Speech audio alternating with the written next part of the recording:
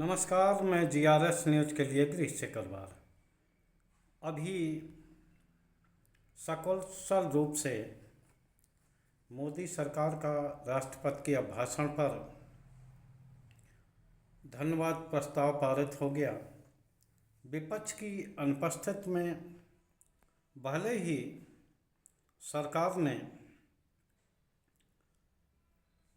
धन्यवाद प्रस्ताव पारित करा लिया हो, लेकिन सत्ताधारी दल और विपक्ष के मध्य जो तल्खी की घटनाएं हैं वो ये दर्शाने के लिए काफ़ी हैं कि अब की बार मोदी सरकार का कार्यकाल सकुशल संपन्न होने वाला नहीं है।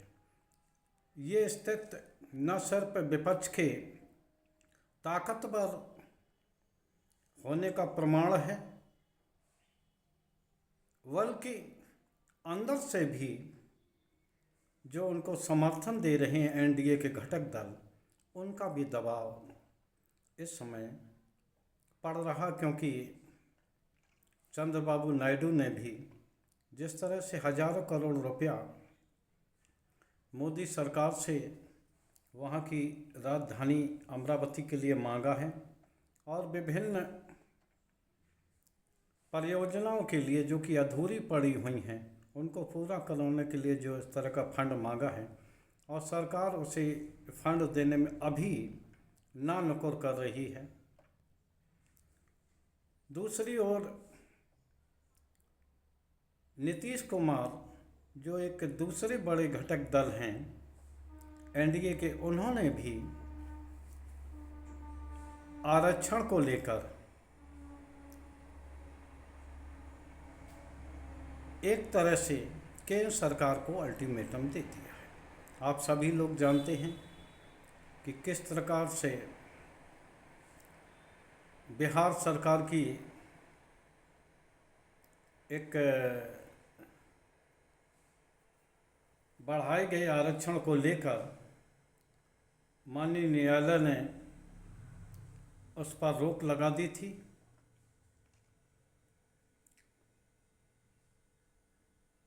उसी को लेकर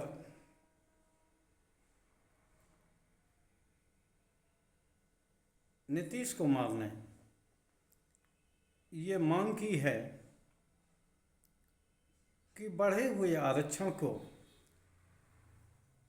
जो कि बिहार में 65% के करीब हो गया है, को नवी अनुसूची में डाला जाए, जिससे कि इसकी कहीं अपील ना हो, ना ही उसकी समीक्षा कोर्ट के जरिए हो सके। नीतीश कुमार ने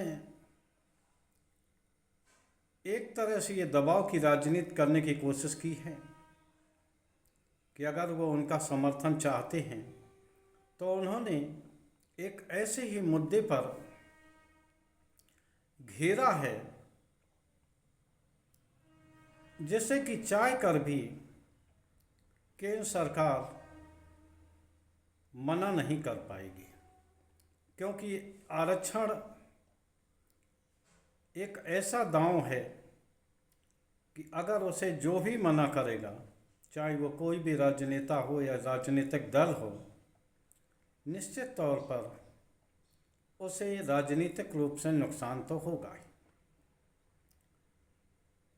अब जो ये पिछड़ों की आबादी के अनुसार, अनुसूचित जाति की आबादी के अनुसार जिस प्रकार नीतीश कुमार ने आरक्षण का दायरा बिहार में बढ़ाया था, उसको लेकर नीतीश का ये मास्टर स्ट्रोक कहिए या राजनीतिक दांव कह लीजिए। अब तकलीफ ये है कि अगर केंद्र सरकार इस बात के लिए राजी होती है तो न सिर्फ अन्य राज्य भी इस बारे में दबाव डालेंगे और केंद्र के समक्ष ऐसी मांगों की बाढ़ आ जाएगी। इसीलिए तो वो बिहार को स्पेशल स्टेटस का भी दर्जा नहीं दे पा रहे हैं, क्योंकि अन्य राज्य भी उनके देखा देखी इस प्रकार की मांग कर सकते हैं। और केंद्र सरकार की आर्थिक व्यवस्था कितनी खराब है ये बात किसी से छिपी नहीं। आप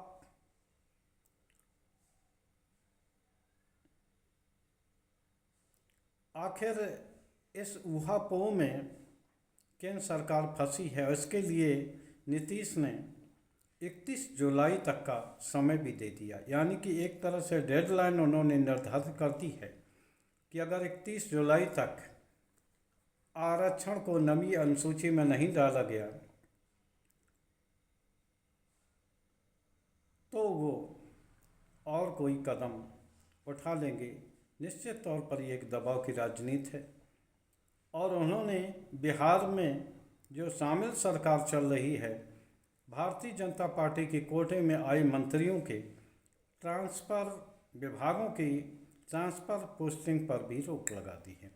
एक तरह से ये उन्होंने संकेत देने की कोशिश की है, दबाव की भाषा इस्तेमाल करने की बात कही है। देखना यह है केंद्र सरकार कितने दबाव में आती है। इसी प्रकार ममता बनर्जी ने भी एक सूत्रों के मुताबिक राजनाथ सिंह से बात की है।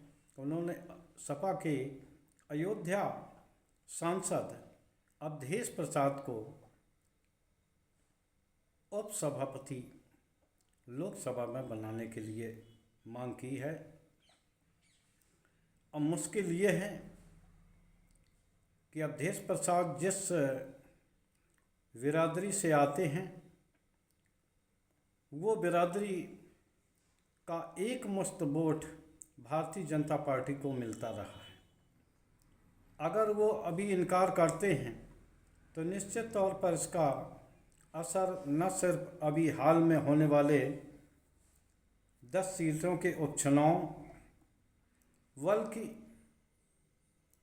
आगे आने वाले चुनाव में भी पड़ेगा, क्योंकि केंद्र सरकार अगर उनको नहीं चुनती है तो निश्चित तौर पर यह संदेश जाएगा कि उपसभापति बनाने के दिशा में मोदी सरकार ने एक दलित अथ दलित के राह में कांटे बिछाए।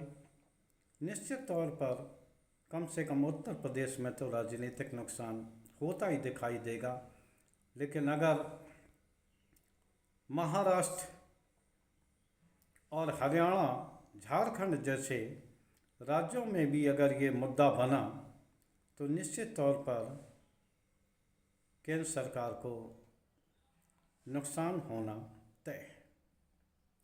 खैर, क्या होने वाला है ये तो बाद में देखने की बात होगी, लेकिन जिस प्रकार के राजनीतिक दबाव में मोदी सरकार दिन दो चार हो रही है, न सिर्फ विपक्ष की अलग परेशानियां हैं बल्कि जो सहयोगी भी हैं वो भी उन्हें गाहे बगाहे आँख दिखाते रहते हैं। निश्चित तौर पर मोदी सरकार का यह तीसरा कार्यकाल